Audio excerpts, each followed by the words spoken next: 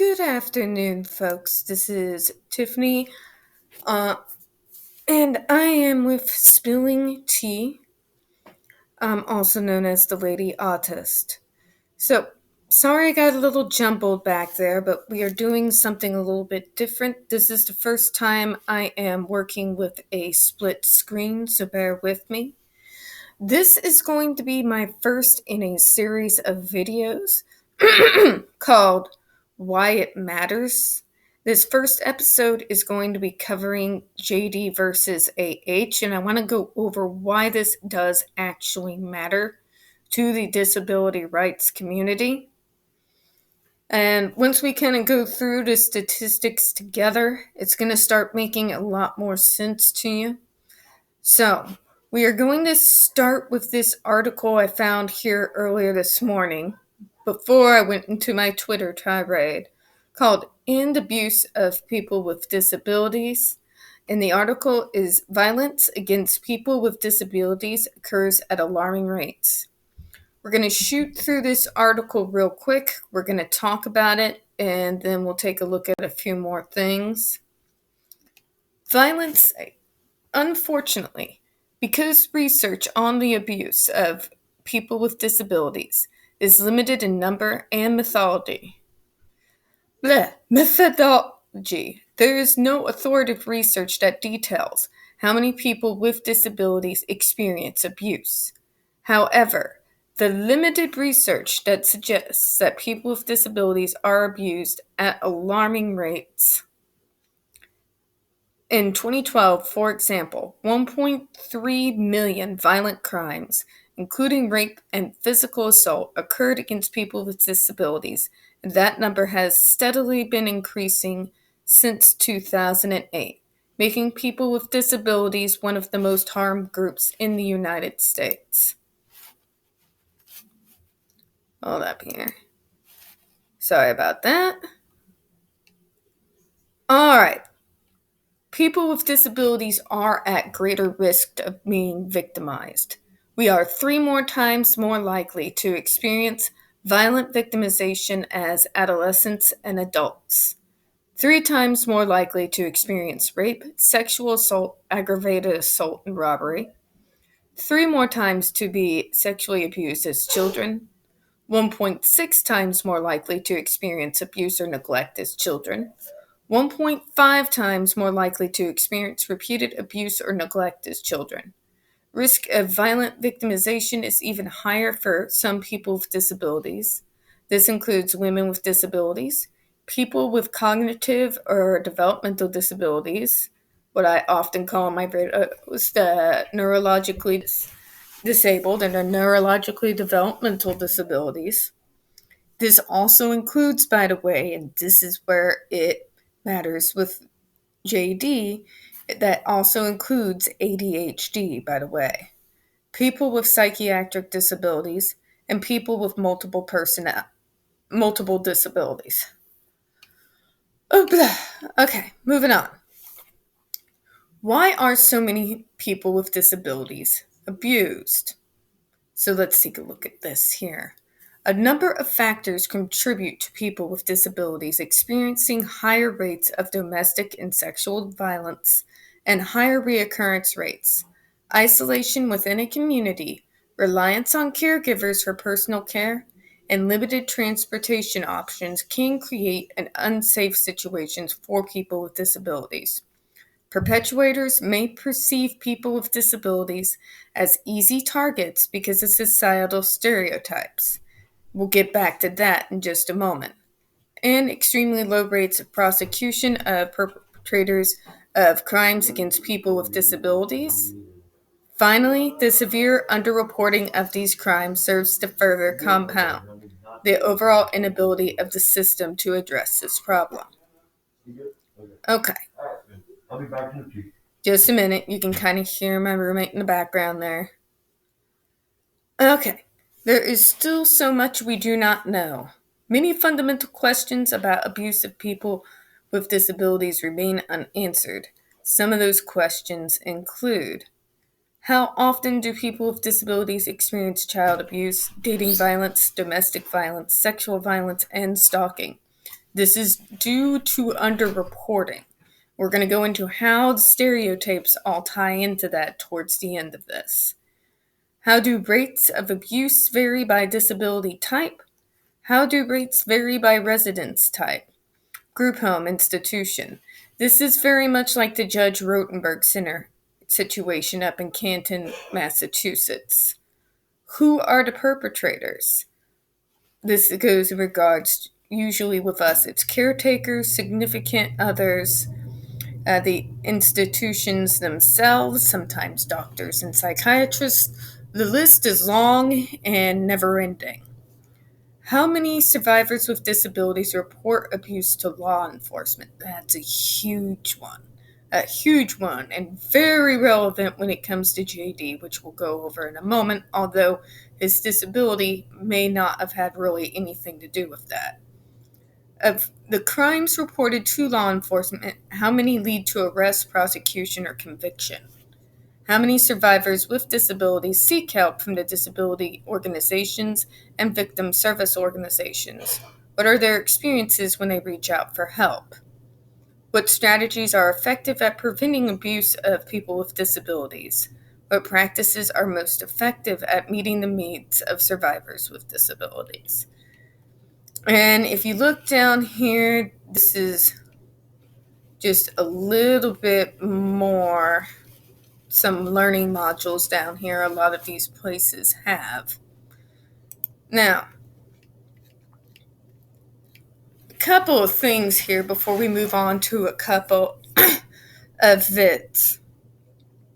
One of the main reasons that people in the neuroverse, people who have autism like myself, or ADHD like Deb, so often do not report abuse. Again, this might not be the case with him, but by and large, it does have to do with media and medical and psychiatric stereotyping and systematic ableism.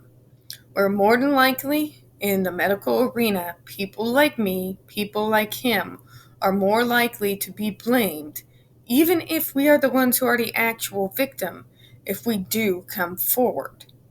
So this is the rabbit hole I fell down to when doing research for this video earlier. I want you to take a look with me here at some of the titles of this here. Let me go ahead and pull it up. So I started digging underneath this. And let's take a look here. We'll scroll all the way up. I want you to take a real close look to this right here. I'm going to highlight it for you. Risk factors of abuse of parents by their ADHD children. That's just for starters. That's just for started. Domestic violence supports. And look at these questions here. Can adults with ADHD be violent? Look at this. Take a look at this. Already, you see, you can't, if you looked at AH's claims, she claims violence, she claims the change of behavior with drugs. Take a look at this. She might as well have been quoting this.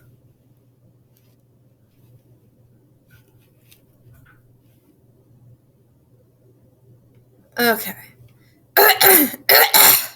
And look at this here. See, this is what I came up with when I searched ADHD and domestic abuse. Now, if you're taking a look at this with me, there is one thing that is missing. Look at this condescension right here. And the one thing that is missing is, where do they talk about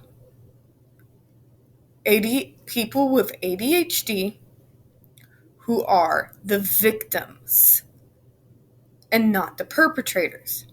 Look at this. Blame, blame, blame. Now, just for giggles, let's do something else here.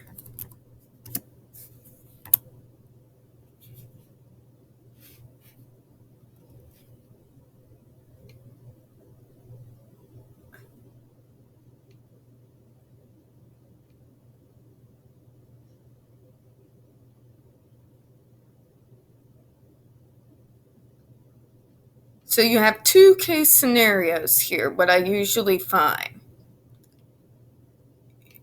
Either we are the one that perpetuate the abuse, or we don't even have the cognitive ability to know we're actually being abused. That's what we're seeing here with autism. So this is actually quite disgusting, folks, what I'm taking a look at here. The abuse in ADHD. Now, we're going to go over something here that I read in this article on Sylvia's Place. Something that sounded very much like JD's situation. I want you to read through this quote with me here. If you are naturally trusting, it's so very easy to get trapped in an abusive relationship. If you have trouble communicating, it's so very hard to get out. Think about that and think about him real quick. We'll go ahead and get off this here and go back to the original article. It doesn't really let me switch on this, so sorry about that. So let's think about what we just learned here and why this matters to the disability community.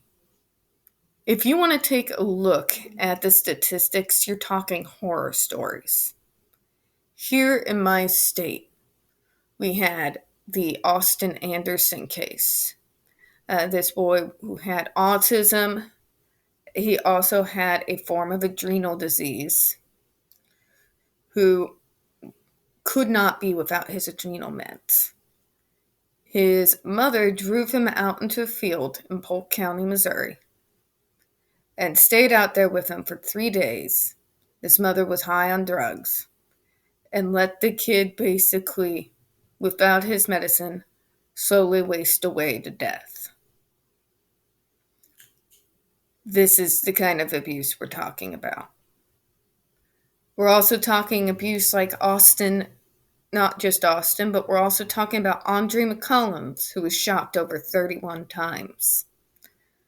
We are talking about the thousands of abuse survivors just like them who have many different disabilities, who have been abused, experimented on, and murdered. More often than not, our stories are not heard, even if they are reported. The sad fact of the matter is, his could have very easily ended up, unfortunately, in the fatal numbers that I was talking about a moment ago. If you remember the fact that when he got the finger cut off and he almost died of MSRA twice, that's the sort of thing I'm talking about. And why do we not report these incidents? And why does this case matter so much? Is because of the fact that so often people with disabilities are, at the very least, not believed. At the very worst, our disabilities are used against us in a way that we are actually the ones who are blamed. And it is claimed that we are the violent ones, and that person was simply defending themselves. The bias in the medical community, in the media, in Hollywood, you can see it. Just take a look at any movie that is featuring people with disabilities. And this is going to reflect into the Sia music controversy that I'll get to later. This is why it matters. It is not just about him.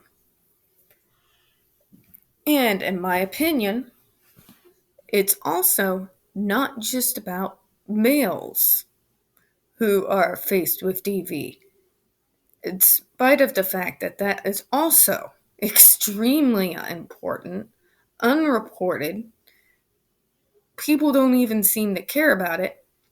Now take that and turn it towards 11, and you will have the alarming issues of people with disabilities who are abused and are victims of DV.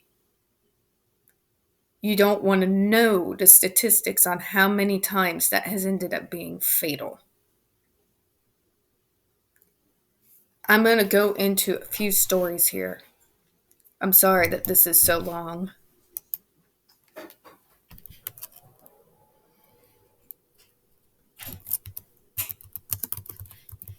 I want you to have a face. I don't want you to hear me just reporting facts. I want you to hear and see these faces.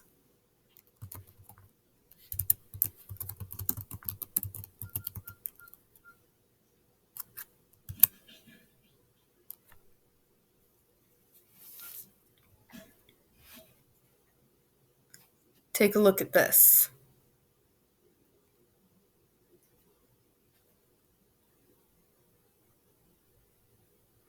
Lightwine was originally charged with second-degree murder after 19-year-old son Austin Addison was murdered. Think about that. Second-degree murder for a deliberate, planned murder of her son. Think about that. And here, there's more to the story. This is when they often go and blame the person with the disability, even when they are dead, as to the reason as to why they were murdered or why they are abused, because obviously the person was so overwhelmed. Again, this is why this matters.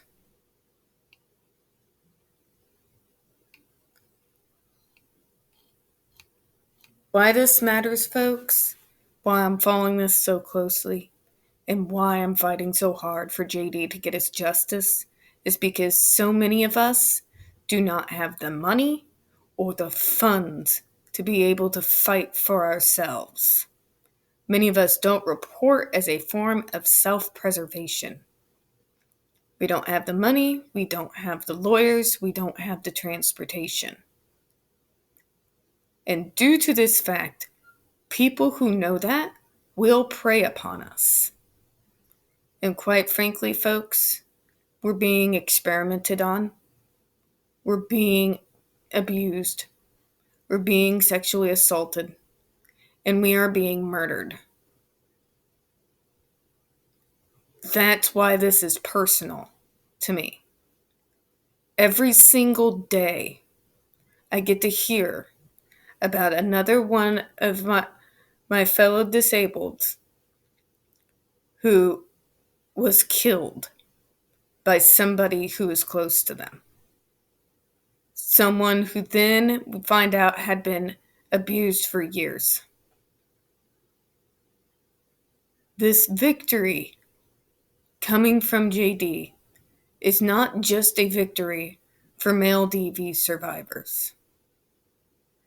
It is literally a victory for all of us who were too afraid to report for fear of not being believed by a system, especially when you're disabled, that is wired to disbelieve you and instead have all the sympathy for your abuser. All right, folks, we're going to get into more of this. We're going to go into some detail and some stats in another video. But this is kind of all I can stomach for now. Now, folks, we don't get many views on this channel. The few channels that we do get, the few views we do get tend to get removed by YouTube. So if you could, folks, please don't forget to subscribe, hit the like button, don't forget to hit the comments. I do appreciate your time this afternoon, and I hope you have a good one. Bye-bye.